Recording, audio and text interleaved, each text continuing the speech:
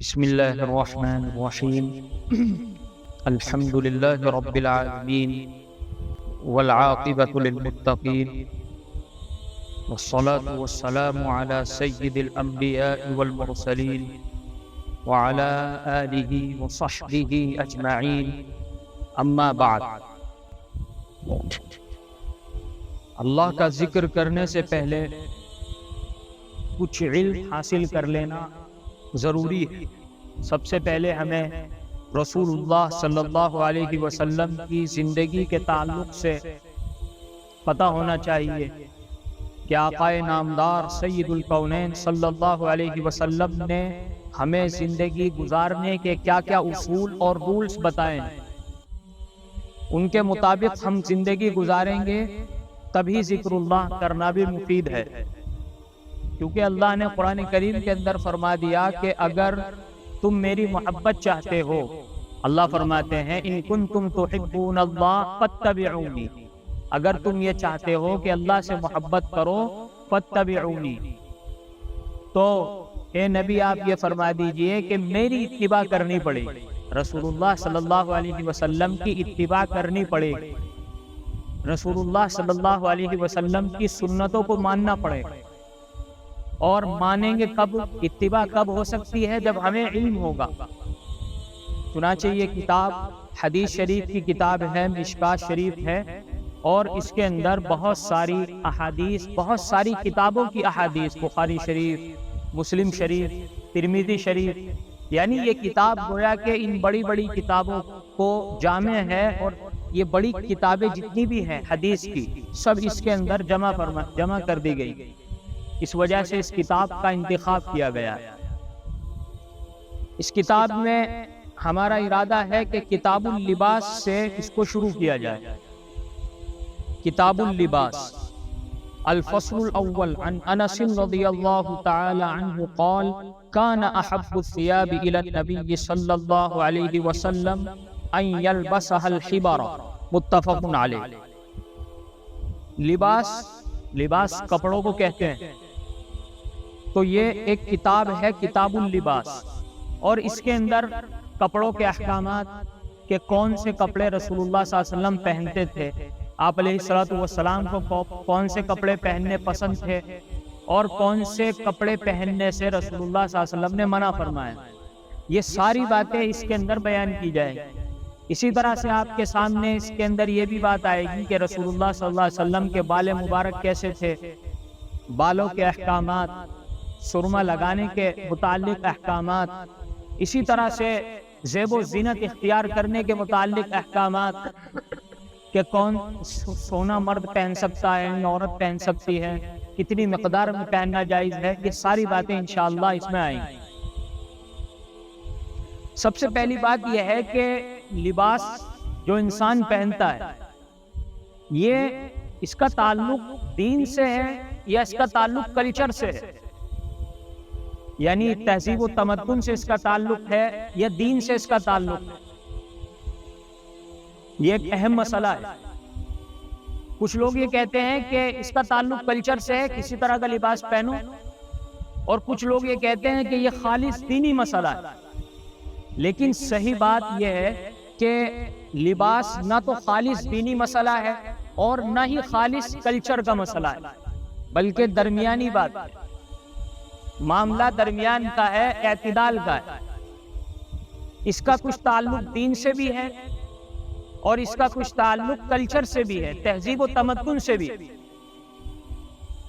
اس کو ایسے سمجھیے کہ ایک ہوتے ہیں امور عبادت اور ایک ہوتے ہیں عادت۔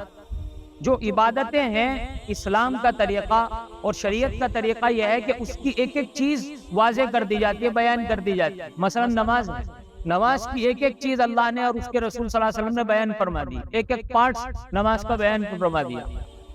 لیکن ایک ہے امور عادت، مثلا کھانا پینا ہے، لباس ہے، اس میں ایک ایک چیز بیان نہیں کی کہ یہی پہننا ہے، کرتا ہی پہننا ہے یا آپ کو شلوار پہننی ہے، بلکہ کچھ رولز بتا دیے، اصول بتا دیے کہ ان رولز کی روشنی میں دیکھ لو کون سا لباس درست ہے، کون سا لباس درست نہیں۔ وہ اصول کیا ہیں؟ سب سے پہلا اصول قرآن کریم کے اندر اللہ نے بیان فرمایا، یا بنی آدم قد انزلنا علیکم لباسا یواری سوآتکم وریشا، کہ اے آدم کی اولاد، ہم نے تمہارے لیے لباس اتارا جو دو کام کے لیے ہے، ایک تو اس سے تمہارے سطر چھپ جاتے ہیں، اور دوسرا اس سے خوبصورتی پیدا ہوتی ہے باعث زینت۔ قرآن نے دو اصول بتائے۔ تو پہلا اصول یہ ہے کہ لباس ایسا ہو جو سطر کو چھپائے، لباس ساتر ہو، سطر کو چھپانے والا ہو، جسم کو چھپانے والا ہو۔ یہ پہلا رول قرآن نے دے دیا۔ اب آپ دیکھیں، غور کریں تو جسم کے کچھ حصے ایسے ہیں جن کو چھپانا فرض ہے۔ مرد کا وہ حصہ یہاں ناک سے لے کر گھٹنوں کے نیچے تک ہے، یہ حصہ ایسا ہے کہ اس کو چھپانا ہر حال میں فرض ہے۔ یہاں تک فرمایا گیا کہ تنہائی میں بھی انسان بقدر ضرورت، جب ضرورت ہو بس جبھی کھولے۔ تنہائی میں بھی یہ حصہ، اکیلا ہے تب بھی یہ حصہ چھپا رہنا چاہیے۔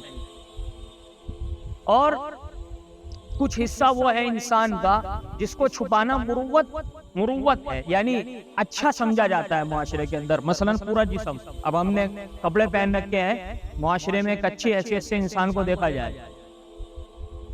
تو ایک تو ہے فرض اور ایک ہے مروت کے مطابق۔ مثلا ایک آدمی نے لنگی بنیان پہن رکھی ہے تو وہ جائز ہے، لیکن انسان اس کو اچھی نگاہ سے نہیں دیکھیں گے۔ اگر معاشرے میں انسان اس طرح سے گلیوں میں پھرنے لگے تو اس کو اچھا نہیں سمجھا جائے۔ تو لباس ہے، پہلا اصول لباس کا ساتر ہونا۔ تو کہیں پر چھپانا فرض ہے، کچھ حصوں کو چھپانا فرض ہے، اور کچھ حصوں کو چھپانا مروت ہے، اخلاق ہے۔ اور یہ جو حصہ ہے جس کو چھپانا فرض ہے، یہ عورتوں کا پورا جسم ہے سوائے ہاتھ اور پیروں، یہ بات ذہن میں رہے۔ تو بہرحال پہلا اصول قرآن نے رولز یہ دے دیا کہ لباس ایسا پہنو جو تمہارے جسم کو چھپانے والا، لہذا جو لباس چھپانے والا نہیں ہوگا وہ لباس پہننا جائز نہیں۔ اور لباس جو چھپانے والا نہیں ہے وہ تین طرح کا ہوتا ہے۔ نمبر ایک، لباس بہت چھوٹا ہے جس کی وجہ سے چھپا نہیں پا رہا، مثلا نیکر پہن لیا، اب یہاں سے ناک سے لے کر گھٹنے تک کا حصہ چھپانا فرض ہے، کسی انسان نے نیکر پہن لیا تو اب یہ پہننا، نیکر پہننا اور اسی طرح سے باہر گھومنا یہ حرام ہے، کیونکہ اصول کے خلاف ہو گیا۔ دوسری چیز ہے، لباس بہت زیادہ ٹائٹ ہونے کی وجہ سے ساتر نہیں ہے، چھپا نہیں رہا جسم کو، بہت زیادہ ٹائٹ لباس ہے، اتنا ٹائٹ ہے کہ انسان کے سارے اعضاء چمک رہے ہیں، پتہ۔ تو یہ لباس بھی اس کے اصول کے خلاف ہے، ایسا لباس پہننا بھی حرام جو بہت زیادہ ٹائٹ، اور جسم کے جو اعضاء ہیں ناف سے لے کر یہاں تک وہ سارے نظر آ رہے ہیں، اتنا ٹائٹ لباس، لہذا وہ لباس پہننا بھی حرام ہو جائے گا۔ تیسرا لباس وہ ہوتا ہے جو بہت زیادہ باریک ہونے کی وجہ سے جسم کو چھپا نہیں پا رہا، ساتر نہیں، جیسے اتنا باریک لباس پہن لیا مردوں کے لیے، یہاں سے لے کر یہاں تک گھٹنے تک اتنا باریک لباس پہن لیا، اندر کی کھال نظر آ رہی ہے، یہ حرام ہو جائے گا۔ اور عورتوں کا پورا جسم چونکہ چھپانا فرض ہے، تو عورتیں بھی اگر ایسا لباس پہنیں گی کہ ان کا جسم باہر سے چھلک رہا ہے، وہ لباس عورتوں کے لیے پہننا بھی حرام ہو جائے گا۔ تو پہلا رولز قرآن نے یہ دیا، پہلا اصول یہ دیا کہ لباس چھپانے والا ہو، ساتر ہو۔ دوسرا اصول قرآن نے دیا ہے کہ وہ لباس باعث زینت ہو، یعنی دیکھنے میں اچھا لگے۔ دیکھنے میں اچھا لگنے کا مطلب یہ ہے کہ انسان اسے دیکھ کر اچھا محسوس کرے۔ مثلا لباس تو سطر تو ایسے بھی چھپ جائے گا، دو کرتے ہیں، ایک آدمی اوپر سے پہن لے، ایک نیچے سے پہن لے، پاجامے کی جگہ کرتا پہن لے تو سطر تو چھپ رہا ہے لیکن اچھا نہیں لگے گا، باعث زینت نہیں۔ یہ دوسرا اصول۔ تیسرا اصول یہ ہے کہ لباس سادہ، یہ بھی حدیث میں اور شریعت نے اصول دیا ہے، سادہ ہو، اس میں ستارے، چمک دمک، بھڑک، یہ والا لباس سنا۔ چوتھا اصول قرآن نے اور حدیث مبارکہ میں دیا گیا ہے کہ لباس نظافت، صاف ستھرا ہو۔ نظافت ایک ہوتا ہے طہارت، پاک ہونا، اور ایک ہوتا ہے صاف ہونا۔ لباس کیسا ہونا چاہیے؟ صاف ستھرا ہونا چاہیے۔ پانچواں اصول جو شریعت نے بتایا ہے لباس کے تعلق سے وہ یہ ہے کہ انسان فضول خرچی سے بچ کر لباس پہنے. فضول خرچی، فضول خرچی کسے کہتے ہیں؟ اپنی حیثیت سے بڑھ کر خرچ کر. ایک انسان کے پاس حیثیت ہے 1000 کا کپڑا خریدنے کی، وہ خرید رہا ہے 10,000 کا، یہ ہے فضول خرچی. تو یہ اصول دیے قرآن نے، ان کی روشنی میں جو بھی لباس پہنو گے وہ درست. ایک ہے سنت ہونا اور ایک ہے جائز ہونا، دونوں میں فرق. اب مثال کے طور پر ایک آدمی پینٹ شرٹ پہنتا ہے، ڈھیلا ہے، ساتھ ٹائٹ نہیں، ڈھیلا ڈھالا لباس پینٹ شرٹ پہنتا ہے، جائز ہے، شریعت نے منع نہیں کیا. کیونکہ شریعت کیا کہتی ہے؟ لباس ٹائٹ نہ ہو اور لباس سے سطر نظر نہ آ رہا ہو، لہذا وہ جائز. لیکن سنت کیا ہے یہاں پر ان روایتوں سے پتہ چلے گا. چنانچہ پہلی روایت ہے، حضرت انس روایت کرتے ہیں، کان احب الثياب الى النبي صلی اللہ علیہ وسلم ان يلبسها الحبر، کہ رسول اللہ صلی اللہ علیہ وسلم کو سب سے زیادہ پسند لباس جو تھا وہ تھا حبرہ چادر. حبرہ چادر سب سے زیادہ پسند تھی. حبرہ چادر کیا ہے؟ یمن سے ایک چادر آتی تھی، اس کی زمین تو بالکل سفید ہوتی تھی اور اس پر ہلکی سی لال دھاریاں ہوتی تھی. تو عربوں میں کرتا کم رائج تھا، زیادہ تر ایک لنگی نیچے پہنتے تھے اور اوپر چادر اوڑھ لیا کرتے تھے. اس زمانے میں یہ لباس تھا. تو یہ جو چادر ہوتی تھی جس کا بیس سفید ہوتا تھا اور اوپر لائن ہوتی تھی لال کلر کی، اسے حبرہ کہتے ہیں. تو یہ چادر یمن سے بن کر آتی تھی. اس زمانے میں یمن کے اندر کپڑا بنتا تھا. تو رسول اللہ صلی اللہ علیہ وسلم کو یہ پسند. آگے ایک روایت آ رہی ہے، اس میں ہے کہ رسول اللہ صلی اللہ علیہ وسلم کو سب سے زیادہ پسند کرتا تھا. کرتا تھا. اب کرتے کئی طرح کے ہیں. ایک کرتا تو وہ ہے جو ہمارے ہندوستان میں پہنا جاتا ہے چاک کھول کر، اور ایک کرتا وہ ہے جو سعودی میں پہنا جاتا ہے اس میں چاک نہیں کھلی ہوئی ہوتی. اور رسول اللہ صلی اللہ علیہ وسلم کے کرتے کی لمبائی کہاں تک ہوتی تھی؟ نصف ساق تک. یہ جو پنڈلی ہے اس کا آدھا، یہاں تک رسول اللہ صلی اللہ علیہ وسلم کے کرتے کی لمبائی ہوتی. تو اس زمانے میں رسول اللہ صلی اللہ علیہ وسلم نے کرتا بھی پہنا ہے اور چادر بھی پہنی، دونوں چیزیں پسند. دوسری روایت ہے، حضرت مغیرہ ابن شعبہ سے مروی ہے، ان النبی صلی اللہ علیہ وسلم لبس جبۃ رومیۃ ضیقۃ الکمین، کہ رسول اللہ صلی اللہ علیہ وسلم نے ایک روم کا بنا ہوا جبہ پہنا جس کی آستینیں انتہائی تنگ تھی. جبہ پہنا روم، ملک روم کا بنا ہوا جس کی آستینیں تنگ تھی. یہ بخاری شریف کی روایت ہے. پوری روایت اس طرح سے ہے کہ رسول اللہ صلی اللہ علیہ وسلم غزوہ تبوک کے لیے تشریف لے جا رہے تھے. وہاں پر ٹھنڈا موسم تھا اور وہ جبہ جو ہوتا ہے موٹا ہوتا ہے. تو رسول اللہ صلی اللہ علیہ وسلم نے اسے سفر میں زیب تن فرما رکھا تھا. وہ کیسا تھا؟ رومی. اس زمانے میں رسول اللہ صلی اللہ علیہ وسلم کے زمانے میں دو سپر پاور، ایک رومن امپائر جسے کہتے ہیں ملک روم، اور ایک تھا پرشین امپائر جسے ملک فارس کہتے ہیں. دو سپر پاور.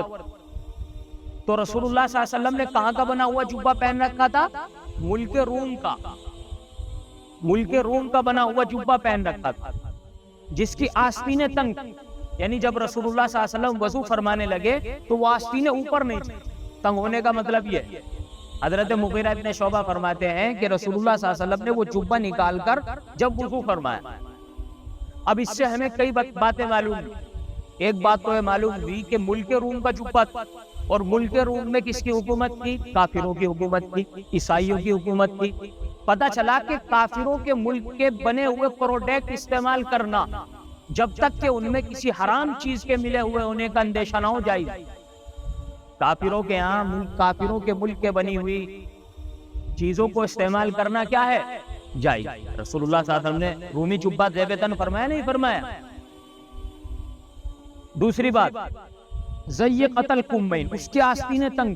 جیسے ہمارے ملک میں سردی کے زمانے میں جیکٹ پہنی جاتی ہے. اب ظاہر سی بات ہے کہ موٹی ہوتی ہے، اس کی آستین جب اوپر چڑھائیں گے تو اوپر نہیں چڑھے گی. تنگ آستین ہونے کا مطلب یہ. تو اس سے معلوم ہوا کہ اس طرح کا جبہ پہننا جائز۔ اب سوال یہ ہے کہ کیا رسول اللہ صلی اللہ علیہ وسلم کے کپڑے کی آستین تنگی ہوتی تھی؟ نہیں، رسول اللہ صلی اللہ علیہ وسلم اور صحابہ کے کپڑے کی جو آستین ہوتی تھی وہ کشادہ ہوتی تھی، لیکن زیادہ بھی نہیں، جیسے ہمارے کرتوں کی ہوتی ہے اس طرح کی آستینیں ہوتی ہیں۔ یہ صحابہ کرام اور رسول اللہ صلی اللہ علیہ وسلم کے کرتے کا حال، لیکن چونکہ یہ جو جبہ تھا یہ ایک تو موٹا تھا، اس وجہ سے آستین تنگ ہو گئی، اور دوسری بات یہ ہے کہ یہ ہدیے میں رسول اللہ صلی اللہ علیہ وسلم کو عطا کیا گیا تھا۔ آدمی جب خود سلواتا ہے تو اپنے حساب سے سلواتا ہے، لیکن جب کوئی چیز ہدیے میں ملتی ہے تو وہ چھوٹی بڑی ہو سکتی ہے۔ تو اس سے ایک بہت اہم چیز ہمیں سمجھنی وہ یہ ہے کہ اس میں آ رہا ہے، روایت میں ہے کہ رسول اللہ صلی اللہ علیہ وسلم نے تنگ آستین کا جبہ پہنا۔ تو آپ سمجھنے کی بات یہ ہے کہ یہ سنت نہیں، جو چیز بھی حدیث میں آ جائے گی کہ رسول اللہ نے یہ کام کیا وہ سنت نہیں ہوئی، بلکہ سنت ہونے کے لیے ضروری ہے کہ رسول اللہ صلی اللہ علیہ وسلم نے اس کام کو پابندی سے کیا ہو، اس کام کو پابندی سے کیا ہو، اس کام کو کرنے کا حکم دیا۔ یہ بہت اہم چیز۔ تو سنت وہی چیز بن سکتی ہے جس کو رسول اللہ صلی اللہ علیہ وسلم نے پابندی سے کیا ہو، رسول اللہ صلی اللہ علیہ وسلم نے اسے اپنانے کا حکم دیا ہو۔ اب یہاں پر آپ دیکھیے تنگ آستین کا جبہ ہے، کیا تنگ آستین کا جبہ پہننا سنت نہیں؟ تنگ آستین کا جبہ پہننا سنت نہیں، سنت وہ ہے جو رسول اللہ نے ہمیشہ کی، آپ کی آستین کشادہ ہو۔ بہرحال یہ دو روایتیں ہیں، اللہ رب العزت ان کو سمجھنے کی ہمیں توفیق عطا فرمائے اور ان پر عمل کرنے کی توفیق عطا فرمائے۔